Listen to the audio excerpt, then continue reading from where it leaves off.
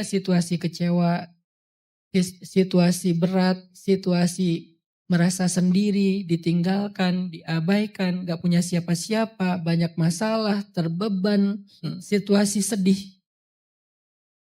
Dan dalam situasi itu, kunci untuk kita survive, kunci untuk dapat jalan keluar, kunci untuk dapat keajaiban itu cuma satu. Husnudzon kepada Allah. Berbaik sangka kepada Allah. Itu kunci teman-teman. Dan kunci ini adalah kunci paling mudah. Bukan kata saya, kata ulama dan nanti banyak sekali contoh-contoh kisahnya. Ternyata yang paling mudah untuk kita mendapatkan kunci keajaiban dalam hidup itu yang paling mudah karena dia nggak butuh effort banget adalah berbaik sangka kepada Allah. Sangat-sangat tidak butuh effort yang berlebihan. Sehingga dengan kita switch sedikit aja pikiran kita yang harus connect dengan, relate dengan hati kita, nggak boleh pikiran kita husnuzon tapi hati enggak. Pikiran bilang Allah baik kok, hati masa sih? Nggak connect kan berarti nggak relate ya. Kalau pikiran dan hati udah relate, lalu kita husnuzon kepada Allah, di switch sedikit aja dari yang tadinya curiga, dzunun, prasangka, jadi berubah kepada hal-hal yang baik tentang Allah. Langsung seketika itu juga Allah rubah situasi kehidupan kita.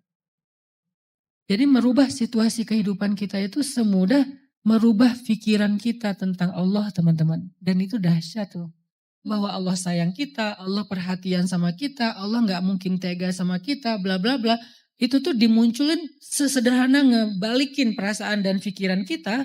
Sesederhana itu juga dan semudah itu juga Allah kun fayakun merubah situasi dan keadaan kita.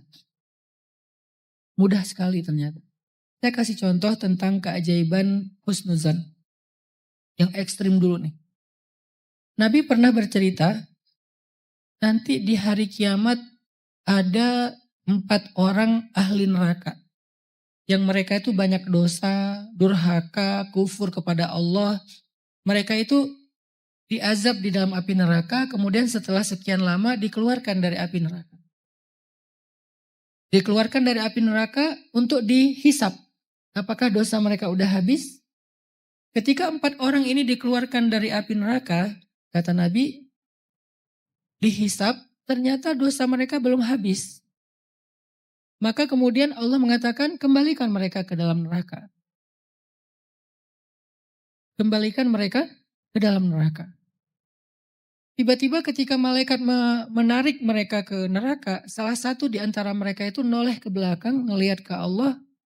Walaupun bagaimana melihat ke Allah, Allah lebih tahu. Dia noleh ke belakang dan mengatakan, ya Rabbi, aku tidak pernah menyangka engkau akan mengembalikan aku ke dalam api neraka.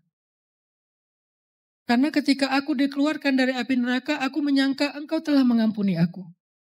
Engkau akan menyelamatkan aku dari api neraka. Engkau akan masukkan aku ke surga setelah ini. Aku gak pernah menyangka engkau akan mengembalikan aku ke dalam api neraka. Cuman itu kalimatnya, menyangka. Maka kemudian Allah katakan kepada para malaikat, wahai para malaikat, benarlah hambaku, masukkanlah dia bersama 3 orang temannya ke dalam surga.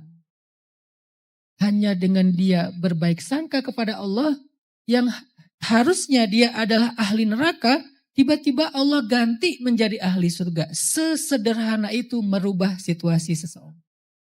Dari ahli neraka langsung berubah menjadi ahli surga. Hidup kita seberat apapun bukan neraka. Gak seberat siksaan api neraka. Hidup kita itu hanya ujian-ujian, musibah-musibah yang kalau ditimbang dengan api neraka itu tuh gak ada apa-apanya. Bahkan bisa dibilang itu masih nikmat. Kalau api neraka aja Allah bisa ngerubah sekejap hanya dengan berbaik sangka kepada Allah, bagaimana lagi dengan hidup kita. Sehingga ketika dia bilang, ya Allah aku gak pernah nyangka engkau akan memasukkan aku lagi ke dalam api neraka. Gak pernah nyangka di sini bukan nuduh ya. Tapi dia menyampaikan isi pikiran dan hatinya. Aku gak nyangka ya Allah. Karena aku pikir engkau telah mengampuni aku. Allah katakan aku mengampuni dia. Dan benarlah prasangka dia kepada aku. Masukkan dia ke dalam surga. Karena ana inda dhanni abdi bi. Aku tergantung prasangka hambaku kepada aku. Mudah kan bergaul sama Allah? Gak ada cerita kegeeran tuh gak ada. Kayaknya aku kegeeran deh. Merasa Allah perhatian ternyata enggak. Merasa Allah kayaknya sayang banget sama aku ternyata enggak. Gak ada cerita ke Allah tuh kegeeran kitanya tuh gak ada. Karena semakin baik prasangka kita kepada Allah, maka seperti itulah Allah kepada kita bahkan lebih.